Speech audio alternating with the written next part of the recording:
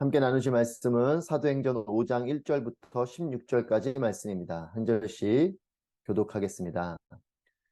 아나니아라는 사람은 그의 아내 삽비라와 함께 재산을 팔았습니다. 그는 그 돈의 일부를 떼어 자기 것으로 숨겨두고는 나머지를 사도들의 발 앞에 가져와 바쳤습니다. 그의 아내도 이 사실을 다 알고 있었습니다. 그러자 베드로가 말했습니다. 아나니아야, 어떻게 내가 사탄에게 마음을 빼앗겨 성령을 속이고 땅값으로 받은 돈의 일부를 내 것으로 몰래 숨겨 놓았느냐? 그 땅을 팔기 전에도 내 소유였고 또 팔고 난 뒤에도 내 마음대로 처분할 수 있지 않았느냐? 그런데 왜 이런 일을 마음에 품었느냐? 너는 사람을 속인 것이 아니라 하나님을 속인 것이다. 아나니아는 이 말을 듣자마자 쓰러져 죽었습니다. 그리고 이 일을 듣는 사람들은 모두 두려움에 사로잡혔습니다. 그때 청년들이 들어와 그 시체를 싸서 들고 나가 묻어주었습니다. 3시간쯤 지나서 그의 아내가 무슨 일이 일어났는지도 모르고 들어왔습니다. 베드로가 그녀에게 물었습니다. 말해보아라. 너와 아나니아가 땅을 팔아 받은 돈이 이것뿐인가? 삽비라가 대답했습니다. 네, 그게 전부입니다. 베드로가 그녀에게 말했습니다. 너희가 어째서 서로 짜고 주의 영을 시험하려고 하느냐? 보아라, 내 남편을 묻은 사람들이 문 앞에 있으니 이번에는 너를 메고 나갈 것이다. 바로 그 순간 삽비라도 그 발 앞에 쓰러져 죽었습니다. 그러자 청년들이 들어와 그가 죽은 것을 보고는 메고 나가 그 남편 곁에 묻었습니다. 온 교회와 이 일에 대해 소문을 들은 모든 사람들은 큰 두려움에 사로잡혔습니다. 사도들은 사람들 가운데 많은 기적들과 표적들을 일으켰습니다. 그리고 믿는 사람들은 모두 한 마음으로 솔로몬 행각에 모이곤 했습니다. 다른 사람들은 감히 그 모임에 끼어들지 못했습니다. 그러나 백성들 사이에서는 그들에 대한 칭찬이 자자했습니다. 더욱이 남녀할 것 없이 점점 더 많은 사람들이 주를 믿게 돼 그 수가 늘어났습니다. 심지어 사람들은 베드로가 지나갈 때 혹시 그의 그림자이라도 덮일까 해서 들것과 자리에 환자들을 눕힌 채 거리로 데리고 나왔습니다. 예루살렘 근처의 마을에서도 많은 사람들이 환자들과 더러운 귀신에 시달리는 사람들을 데리고 모여들었고 그들은 모두 고침을 받았습니다. 아멘. 할렐루야. 하나님은 오늘도 살아계십니다. 살아계신 하나님을 통하여서 놀라운 일들을 또 경험하게 되는 우리 모두의 삶이 되길 축복합니다. 사도행전은 다르게 표현하면 성령행전이라고 표현할 수도 있습니다. 액츠, 영어로는 말 그대로 행하시다, 또 행하다 이런 뜻이지만 그래서 사도들이 행한 그 행적들을 기록한 것을 사도행전이라고 우리는 이해합니다. 사도들의 행적이지만 이것은 성령께서 사도들을 통하여서 역사하신 성령의 역사의 행적을 기록한 것이죠. 성령의 역사가 이 사도들을 통해서 또 초대교회에 분명히 나타났던 것입니다.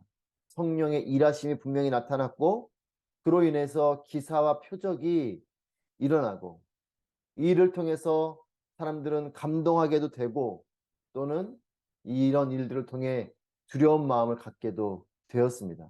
성령의 일하심은 사람들에게 놀라운 기적을 베풀었고 또 기적과 함께 놀라운 표적들이 나타나면서 사람들은 그 성령의 역사하신 하나님의 살아계심 앞에 마음 가운데 두렵고 떨리는 마음이 있었던 것입니다. 초대교회는 성령을 통한 기사와 표적과 또한 부흥의 축제와 은혜가 넘쳐났지만 또한 사탄의 이런 영적인 유혹과 방해도 함께 있었던 때이고 그런 교회의 모습이었음을 사도행전을 통해서 보게 됩니다. 하나님의 은혜도 있지만 사탄의 방해도 있는 것이죠. 하나님의 놀라우신 역사하심도 있지만 사탄이 또한 일하는 일들도 있는 것입니다. 이것이 함께 섞여 있는 것.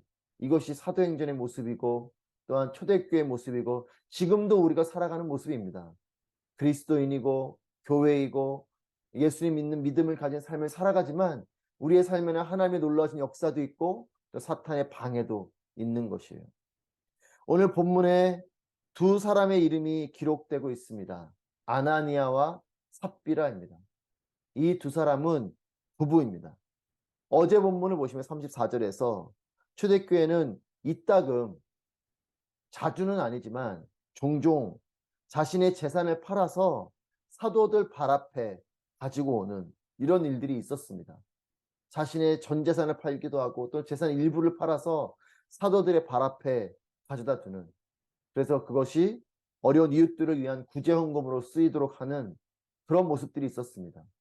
하나님을 사랑하는 마음 속에서 나타난 것이죠. 자신의 재산을 팔아서 어려운 이웃들을 돕고자 하는 그런 사랑의 나눔인 것입니다. 의무사항이 아닙니다. 이것은 무조건 해야 되는 것이 아니에요. 자발적인 사랑입니다.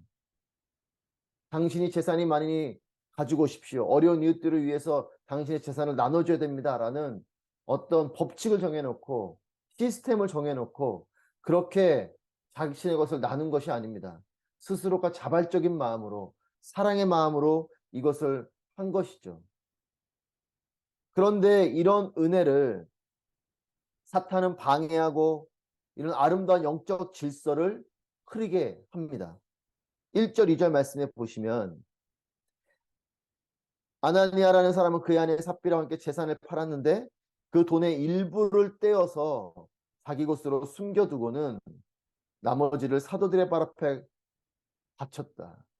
그리고 그의 아내도 이 사실을 알고 있었다. 이렇게 기록하고 있어요.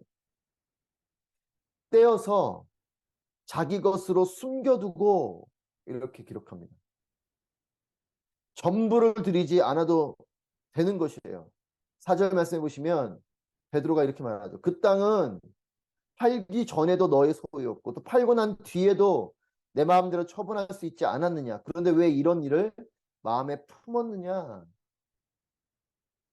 땅을 팔기 전에도 그것은 너의 재산이고 또 팔고 난 뒤에도 너의 마음대로 전부를 드릴 수도 있고 일부를 드릴 수도 있는 것인데 왜 일부를 드려놓고 전부를 드렸다라고 말하냐. 2절 말씀에 보신 것처럼 그 돈의 일부를 떼어서 자기 것으로 숨겨뒀다라고 기록하고 있어요. 숨겨둘 필요가 없는 것이죠.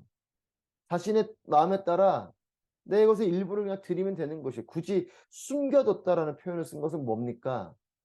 그것을 몰래 그것조차도 드린 것처럼 그렇게 말했다는, 즉 전부를 드렸다라고 말하면서 자신의 뒷주머니에 그 재산을 숨겨둔 것이죠.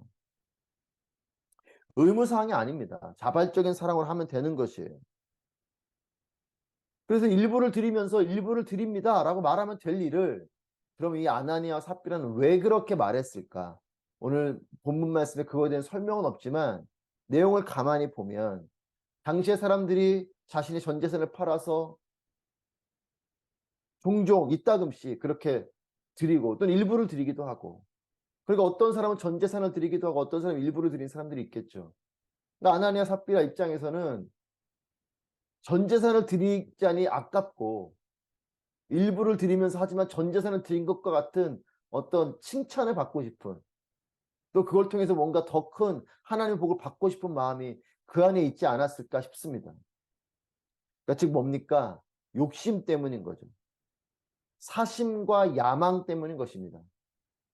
하나님을 사랑하는 마음으로, 이웃을 사랑하는 마음으로, 순전한 마음으로 오른손이 한 것을 왼손을 모르게 하듯이 그런 마음을 가지고 하면 될 것을 이렇게 하면 사람들이 나를 알아주겠지.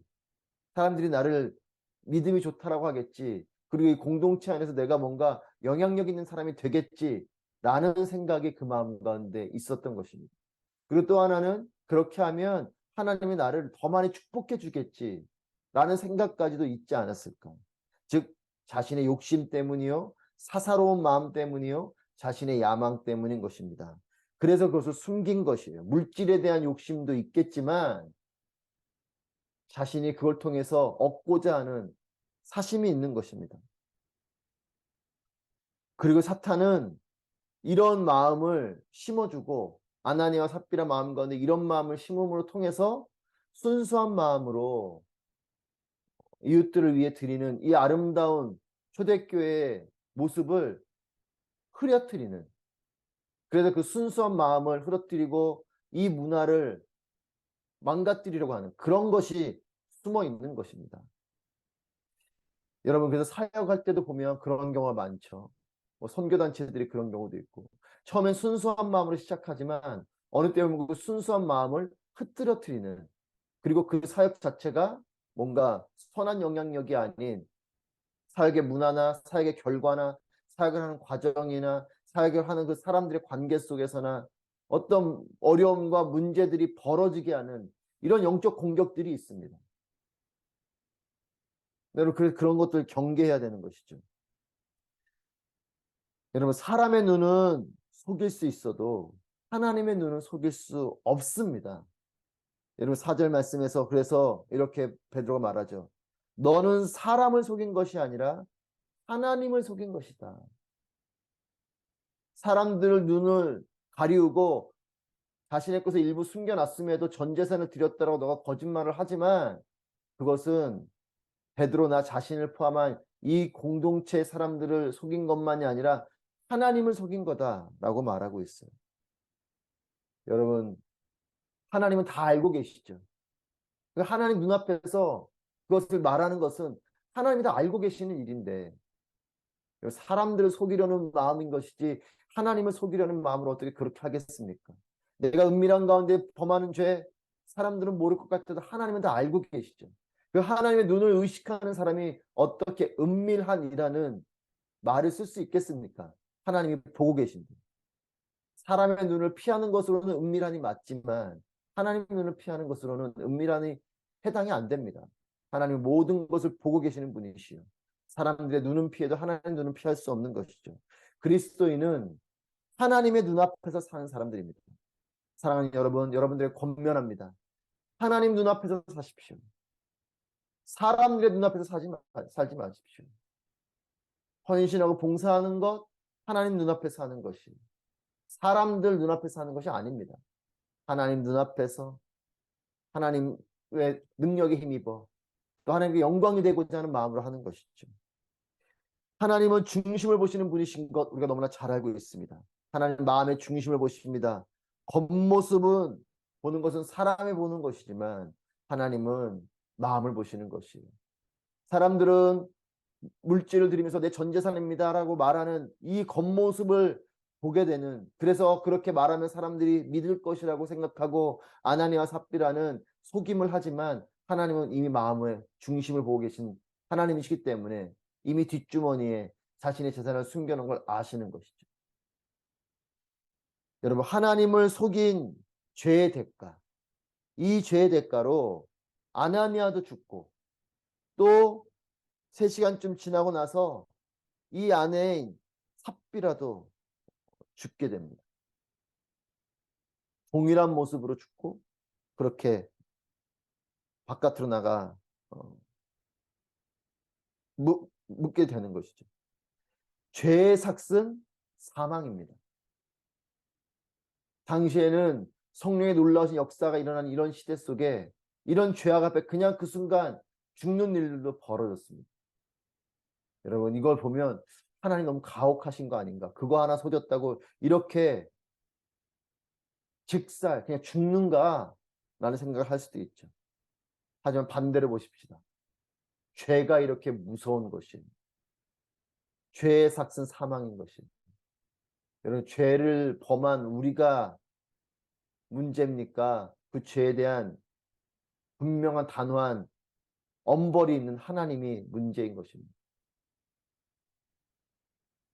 죄의 삭은 사망인 것, 그리고 죄가 이렇게 무섭다라는 것을 초대교회 사람들 눈으로 보는 것이에요. 여러분, 우리도 이런 기록들을 통해서 죄의 무게가 얼마나 무거운 것인지 깨달아야 됩니다. 우리가 믿음으로 구원받는다는 이 이신칭의 이 놀라운 하나님의 은혜 아래 우리가 무엇을 그 은혜 아래 자꾸 숨기고 있냐면 죄를 가볍게 여기는 것이에요. 죄를 범하면 또 회개하면 되지 뭐. 너무 가볍게 여기는 것이죠. 하지만 그 죄를 범하면 그냥 그 눈앞에서 죽는 일들을 우리가 보게 된다면 우리의 마음은 어떻겠습니까? 그 거짓 하는 것이 이렇게 죽을 일인가? 이렇게 원망하겠습니까? 그런 마음보다도 하나님 앞에 이 죄가 이렇게 무거운 것이구나. 십자가의 예수님의 죽으심이 이렇게 큰 대가를 치르는 이 일이 이 죄 때문이구나 라는 것을 깊이 깨닫게 되는 것이죠. 사탄은 그렇게 아나니아의 마음속에, 삽비의 마음속에 그런 죄의 씨앗을 심어두고 결국은 이 죽음 가운데로 몰려가는 그런 일들 속에 사탄의 이런 유혹이 우리 가운데 있습니다. 거짓하고 불순종을 하면 그것이 나를 행복하게 해줄 것이라고, 또 이것이 나에게 유익이 될 것이라고 속이는 거죠. 아나니아 삽비라 마음 가운데, 그래, 물질도 챙기고 너의 명성도 챙겨라. 거짓을 함으로 너는 두 가지를 다 얻을 수가 있는 것이야. 물질도 얻고 또 사람들의 명성도 얻고, 그렇게 속이는 것이죠. 여러분, 그런데 그렇습니까? 거짓을 하고 불순종을 하면, 선악과를 따먹는 일도 마찬가지죠. 너가 그렇게 하나님 말씀에 불순종하고 그걸 먹으면 너에게 유익이 돼 라는 이 속임 가운데 아담과 하와가 선악과를 먹는 것이지 않습니까? 사단은 끊임없이 우리를 유혹해요. 너가 이렇게 그냥 눈 가리고 아웅하듯이 살짝 그렇게 속이고 살짝 그렇게 불순종하면 너한테 이런 이득이 있지 않냐. 여러분, 그렇습니까? 죄는 이득을 주는 것이 아니에요. 죄는 결국은 죽음의 씨앗을 심는 일이 되는 것입니다. 거짓하는 것, 불순종하는 것, 나에게 그것이 이득이 될 것 같고, 그렇지 않습니다. 사단은 자꾸 우리에게 그 씨앗을 심겨둡니다. 여러분, 이 죄의 문제를 내가 해결할 수 없죠. 그래서 예수님이 보내주신 것이지 않습니까? 사랑하는 여러분, 이 죄가 나에게 심겨져 있습니까? 죄의 문제를 해결하셔야 됩니다. 방법을 주셨어요. 내가 해결할 수 없는 이 죄 문제를 예수 그리스도의 십자가의 능력으로 이 죄를 해결할 수 있는 길을 열어주셨습니다. 회개하십시다. 그리고 죄의 문제를 해결해야 돼요. 사람들의 눈을 속였다고 여러분 괜찮다고 여기지 마십시오. 하나님께서 깨닫게 하시는 것이 있다면 회개하십시오. 그리고 돌이켜야 됩니다. 몸부림치며 그곳으로부터 돌이키는 모습이 우리 가운데 있어야 됩니다.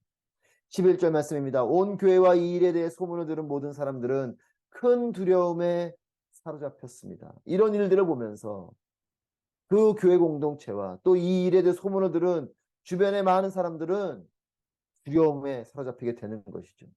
하나님의 살아있는 이런 공의로움, 죄에 대해서 분명한 하나님의 공의를 베푸시는 일을 통해 죽음을 맞이하는 이 아나니아와 삽비라의 사건은 하나님의 공의 앞에서 사람들 마음 가운데 두려움이 심겨지게 됐어요. 여러분, 근데 이 두려움은 어떤 것이냐? 하나님을 향한 경외함입니다. 두렵기 때문에 도망치고 하나님 멀리하고, 교회 공동체를 가면 절대 안 되는구나, 이런 마음보다 그런 거룩함에 대한, 이 하나님의 역사심에 대한 경외함, 두렵고 떨리는 마음이 있었던 것이죠. 여러분, 하나님 앞에 올바른 마음 중에 하나가 경외함입니다. 사랑만 있으면 안 돼요. 사랑하고 감정적으로 좋은 게 좋고 이런 것이 아니라, 그 사랑과 함께 무엇이 있습니까? 공의가 있는 것이죠. 하나님을 향한 사랑과 은혜의 마음뿐만 아니라 경외하는 마음이 함께 있어야 되는 것입니다. 하나님을 함부로 여기지 마십시오. 여러분, 사단의 심은 나쁜 마음 중에 하나가 뭐냐? 함부로 대하는 거예요. 하나님을 향해서도 사람을 향해서도 우리가 함부로 대하는 마음들이 있습니다. 이 사람은 사랑이 많구나. 이게 사랑이 많은 사람이니까 내가 조금 편하게 함부로 대해도 되지. 여러분, 이런 마음이 우리 가운데 있지 않습니까? 사람을 향해서도 뭔가 자신에게 무섭게 하고, 이런 사람에 대해서는 긴장하고, 하지만 사랑이 많은 사람에 대해서는 함부로 대하고, 뭐 이렇게 해도 괜찮겠지 하고 너무 가볍게 여기는 그런 마음이 하나님을 향해서도 있는 것이에요. 믿음을 가지고 구원해 주시니까 죄를 좀 범해도 되지 뭐. 회개하면 되니까 죄를 좀 범해도 되지 뭐. 여러분, 사랑 앞에 우리의 마음이 무엇이 있냐면 함부로 대하는 마음이 있어요. 여러분, 하나님을 함부로 대하지 마십시오. 하나님을 함부로 대하지 않는 마음이 경외함입니다. 저는 우리가 이런 경외함을 회복하는 그런 신앙이 되길 바랍니다. 하나님을 향한 두렵고 떨리는 마음, 하지만 놀라운 하나님의 그 사랑 앞에 우리도 또 사랑의 마음으로 나아가는 것. 이 두 마음이 함께 균형을 이루며 나아가는 것이 신앙입니다. 여러분, 경외함과 이 두려움의 차이가 뭐냐면 12절 말씀 보시면, 사도들은 사람들 가운데 많은 기적들과 표적들을 일으켰습니다. 그리고 믿는 사람들은 모두 한 마음으로 솔로몬 행각에 모이곤 했습니다. 경외함과 두려움의 차이는, 이 성령의 역사는 놀라운 일을 이루시는 것뿐만 아니라 사람들 마음 가운데 두렵고 떨리는 마음을 심어주십니다. 두려운 마음이 있지만 모이게 되는 것, 이게 경외함이에요. 하나님이 두렵고 떨리는 마음이 있지만 두려워서 도망치는 게 아니고 그 두려운 마음으로 하나님 앞에 엎드리게 되는 것, 이게 경외함입니다. 여러분, 또 큰 권위 앞에 우리는 그런 마음들을 종종 경험하게 되죠. 큰 권위가 있는 자들 앞에, 그런 사람 앞에서조차도 우리는 두렵고 떨리는 마음으로 그 앞에 서게 되는, 영광스럽게 여기지만 두렵고 떨리는 마음입니다. 하나님께도 마찬가지죠. 하나님 앞에 그 영광스러운 마음이 있지만 두려운 마음입니다. 이게 경외함입니다. 도망치는 것이 아니고 그 발 앞에 나아가게 되는 것이죠. 하지만 두렵고 떨리는 마음으로 나아가는 것, 이게 경외함입니다. 저는 우리가 두렵고 떨리는 마음으로 하나님 앞에 나와서 엎드리게 되는, 여러분, 이것이 예배입니다. 예배는 그냥 나를 위해서, 내가 복 받으려고, 좋은 게 좋은 거지, 은혜 받는 내 마음을 좀 위로받고, 여러분, 이것이 예배가 아니고 예배는 하나님 앞에 두렵고 떨리는 마음으로, 하지만 하나님의 그 은혜 앞에, 그 사랑 앞에 우리도 사랑하는 마음으로, 감사하는 마음으로, 감격하는 마음으로 하나님 앞에 나아가되 그 앞에 엎드리는 것, 이게 예배이죠. 저는 우리가 그런 예배를 드리는 개인 또 교회 공동체가 되길 바랍니다. 13절 14절 말씀 보시면 이런 경외함은 결국 무엇을 가져오는가? 거룩함을 가져오는 것이에요. 세상 사람들이 13절에서 백성들 사이에서는 그들에 대한 칭찬이 자자했다. 하지만 다른 사람들은 감히 그 모임에 끼어들지 못했다. 그러니까 이 교회 공동체의 모습을 보면서 믿음 없는 자들이 이 공동체를 볼 때는, 아, 정말 우리와는 뭔가 다른, 구별된, 여러분, 구별된 게 거룩이죠. 그런 사람들이고 공동체이구나, 이런 마음이 있으면서, 그래서 함부로 그들을 대하지 않는, 또 나와 같은 자가 저기에 속할 수 있을까라는 이 거룩함에 대한 마음이 있었어요. 그러면서도 무엇을 합니까? 칭찬을 했다는 것이에요. 그리고 그 일을 통해서 점점 더 믿게 되는 사람의 수가 많아지는 이런 놀라운 부흥이 있었던 것입니다. 여러분, 이것이 초대교회의 모습이에요. 구별되지만 사람들이 칭찬하는, 그래서 구별되지만 또 그 사람들이 그 공동체 안으로 들어오고자 하는 그런 소망과, 또 그렇게 들어오게 되는 많은 사람들이 있게 되는 이런 부흥이 있는 것이죠. 이 교회 공동체는 세상 가운데 있지만 세상과 구별되는, 하지만 세상 사람들과 담을 쌓고 있는 것이 아니라 그들이 그 공동체 안으로 언제든지 넘어 들어올 수 있는 문이 열려 있는, 하지만 그것을 세상처럼 쉽게 여기고 함부로 들어오게 되는 것이 아닌, 여러분, 이것이 교회 공동체예요. 저는 우리가 그런 공동체가 되길 바라고 우리 한 사람 한 사람이 그런 마음이길 바랍니다.